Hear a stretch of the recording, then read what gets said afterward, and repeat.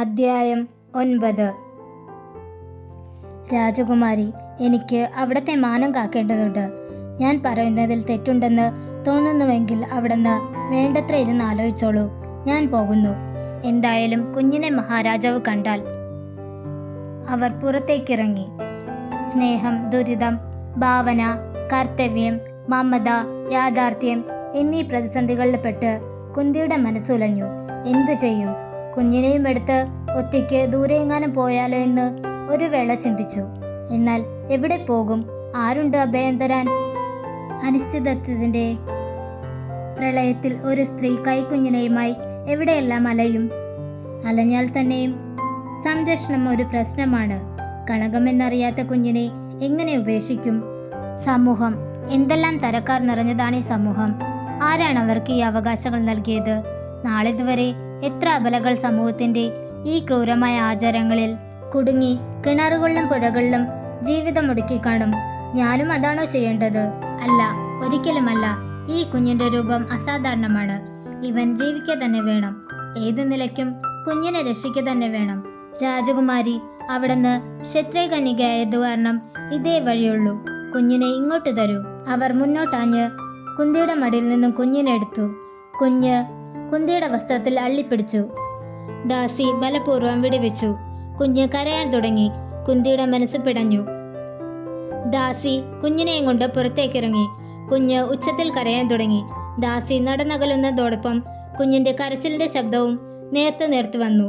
ഓടിപ്പോയി അവനെ എടുത്ത് ആ കുഞ്ഞി ശരീരത്തെ ഉമ്മകൾ കൊണ്ട് മൂടാനാണ് തോന്നിയത്. മനസ്സ് അതിനായി കൊതിച്ചു.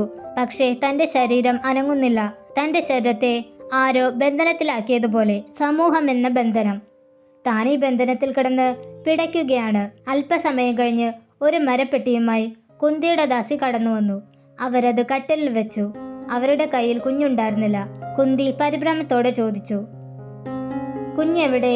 മറുപടിക്ക് പകരമായി അവൾ പെട്ടിയുടെ മൂടി തുറന്നു കാണിച്ചു. പെട്ടിയിൽ ഒരു കൊച്ചു കിടക്കയിൽ കുഞ്ഞ് ശാന്തമായി ഉറങ്ങുകയാണ്. അതിന്റെ അടുത്തായി വിലപിടിച്ച ആഭരണങ്ങൾ വെച്ചിരുന്നു. എന്നാൽ കുഞ്ഞിന്റെ സ്വർണ്ണ നിറം ആഭരണങ്ങളെ നിഷ്പ്രഭമാക്കിയിരുന്നു. കുഞ്ഞിനെ എന്തിനാ പെട്ടിയിലാക്കിയത്? കുന്തി തന്റെ ദാസിയോട് ചോദിച്ചു.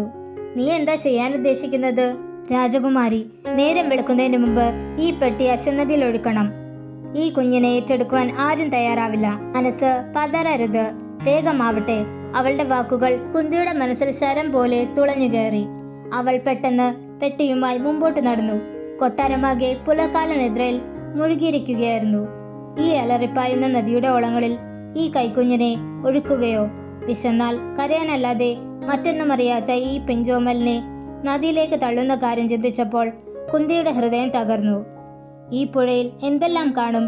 മത്സ്യങ്ങളും മുതലകളും പാമ്പുകളും ഉണ്ടാവില്ലേ? ഓർത്തപ്പോൾ തന്നെ കുന്തിക്ക് ഭയം തോന്നി. ദാസി പെട്ടി ആ വെള്ളത്തിലേക്ക് ഒഴുക്കി. ഓളങ്ങളിൽ തട്ടി ആ പെട്ടി ദൂരേക്കൊഴുകി. ഉത്കടമായ മാതൃസ്നേഹം നിമിത്തം കുന്തിയുടെ മനസ്സ് തകർന്നു. എന്റെ മോനെ, എന്റെ മോനെ എന്ന് കരഞ്ഞുകൊണ്ട് കുന്തി വെള്ളത്തിലിറങ്ങി. ദാസി കുന്തിയെ വിലക്കി. കുന്തി കുതിരാൻ ശ്രമിച്ചു. അവർ കുന്തിയെ നിയന്ത്രിച്ചു. പെട്ടി അപ്പോഴേക്കും വിദൂരതയിൽ എത്തിക്കഴിഞ്ഞിരുന്നു. കുന്തി ദാസിയുടെ മടിയിൽ തല വെച്ചുകൊണ്ട് തേങ്ങിക്കരഞ്ഞു. ആ കുഞ്ഞ് മറ്റാരുമായിരുന്നില്ല. ഭഗവാൻ സൂര്യനാരായണന്റെ അർദ്ധഭാഗമായ ആദിത്യനായിരുന്നു. തന്റെ പ്രണയസഖിക്കു വേണ്ടി അവൻ ജന്മമെടുത്തു കഴിഞ്ഞു. എന്നാൽ സ്വന്തം മാതാവിനാൽ ഉപേക്ഷിക്കപ്പെടുകയും ചെയ്തു. അശ്വനദിയിൽ നിന്ന് കർണന്റെ യാത്ര തുടർന്നു. കുറച്ചു കഴിഞ്ഞപ്പോൾ കുഞ്ഞുണർന്ന് കരയുവാൻ തുടങ്ങി. എന്നാൽ സമീപത്തെങ്ങും ആരുമുണ്ടായില്ല. നേരം പുലരുന്നതേ ഉണ്ടായിരുന്നുള്ളൂ. ഓളങ്ങളിൽ തട്ടി പെട്ടി മുന്നോട്ട് ഒഴുകിക്കൊണ്ടിരുന്നു. അപ്പോഴാണ് വിശന്നു വലഞ്ഞ ഒരു വിഷസർപ്പം ഒരു കുഞ്ഞിന്റെ കരച്ചിൽ കേട്ടത്. ആ വിഷസർപ്പം കുഞ്ഞിന്റെ ശബ്ദം കേട്ടിടത്തേക്ക് പോയി. അവൻ ആ കുഞ്ഞിനെ കണ്ടു. സുന്ദരനായ ഒരു ശിശു. തന്റെ വിശപ്പ് ശമിക്കുവാൻ ഇവൻ ധാരാളമാണ്. വിശപ്പിനാൽ അന്ധനായ ആ സർപ്പം അതൊരു പിഞ്ചു കുഞ്ഞാണെന്ന സ്മരണ പോലുമില്ലാതെ കുഞ്ഞിനെ ആഹാരമാക്കുവാൻ തീരുമാനിച്ചു. അവന്റെ പല്ലുകൾ കുഞ്ഞിന്റെ ശരീരത്തിൽ അമർന്നു. എന്നാൽ കുഞ്ഞിനൊന്നും സംഭവിച്ചില്ല. അവന്റെ പല്ലുകൾ ഒടിഞ്ഞുപോയി. കുഞ്ഞിന്റെ ശരീരത്തിലെ കവചകുണ്ടലങ്ങൾ അവനെ സംരക്ഷിച്ചു. രാധേയ കർണൻ അടുത്ത അധ്യായത്തിൽ തുടരും.